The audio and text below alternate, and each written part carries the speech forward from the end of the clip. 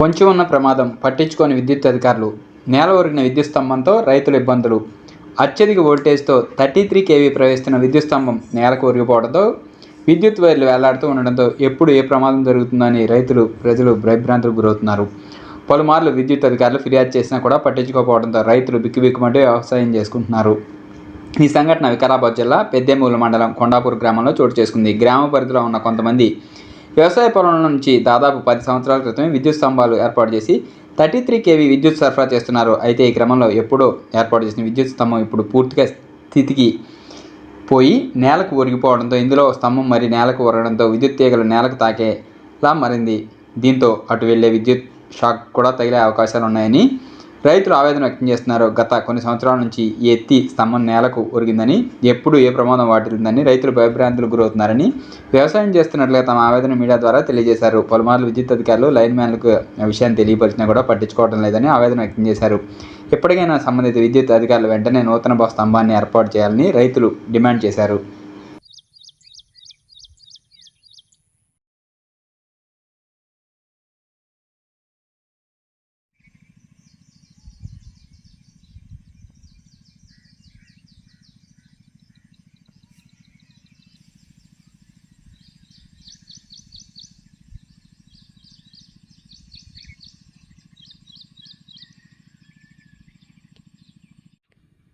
చూడయ్య, మాది పెదేముల మండలం, గ్రామం కొండాపురం. మా గ్రామం దగ్గర ఒక ఎర్రగుంట ఉన్నది.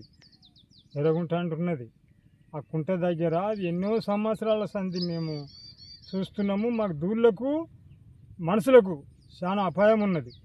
దీన్ని ఎవరు పట్టించుకుంటూ లేరు. మీరు వచ్చి కావాల్సే చూడండి.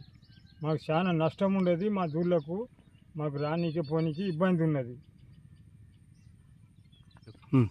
కొన్ని సంవత్సరాల నుంచి ఇట్లా పడ్డది, ఎవరు పట్టించుకుంటలేరు. వచ్చి చూసుకోండి అంటే చెప్పాలి. కరెంట్ వాళ్ళకి చెప్పారా ఇంతవరకు ఎప్పుడన్నా? చెప్పినాం కానీ పట్టించుకుంటలేరు.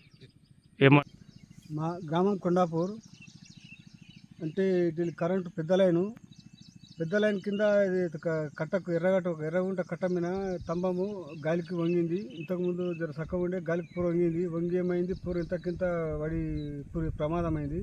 అయితే మన పిల్లలకంతా మన మండలంలో ఎవరికి మన లైన్ మెన్లకు అంతా చెప్పేసాము. చెప్తే వాళ్ళు ఎవరు చూసుకోలేరు, పట్టించుకోలేరు. అయితే ఇంతకింత అది పూర భూమిని వాడితే మాకు ఇక్కడ ఎప్పటికీ 24 గంటల చేనుకు ఇక్కడ దూళ్ళను గడేస్తాము, ఇట్లా తిరుగుతూ ఉంటున్నాము. ఇంత స్తంభం పూర కిందికి ఒరిగింది. దానికి ఎవరికి బాధ్యతలు ఎవరు ముంగలికి వచ్చి ఇది చేస్తలేరు.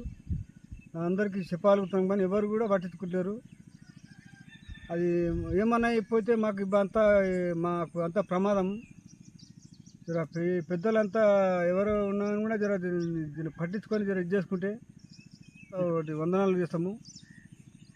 చాలా హెల్ప్ చేస్తే మాకు ఈ కరెంట్ది చాలా మాకు ప్రాబ్లం ఉన్నది. స్తంభం వరిగి మాకు చాలా ఇబ్బంది ఉన్నది. ఇక్కడ ఈ స్తంభం ఒకటే వరిగి మాకు చాలా ఇబ్బంది ఉంది. ఇక్కడ ఎన్ని సంవత్సరాలు అయింది ఇది? కమన్నా ఇది మినిమము 10 సంవత్సరాలు అవుతుంది. విద్యుత్ అధికారులకు ఎవరికి చెప్పలేరా? చెప్పినాం, కరెంటులో చెప్పినాం. వాళ్ళు చెప్తే పట్టించుకుంటారు.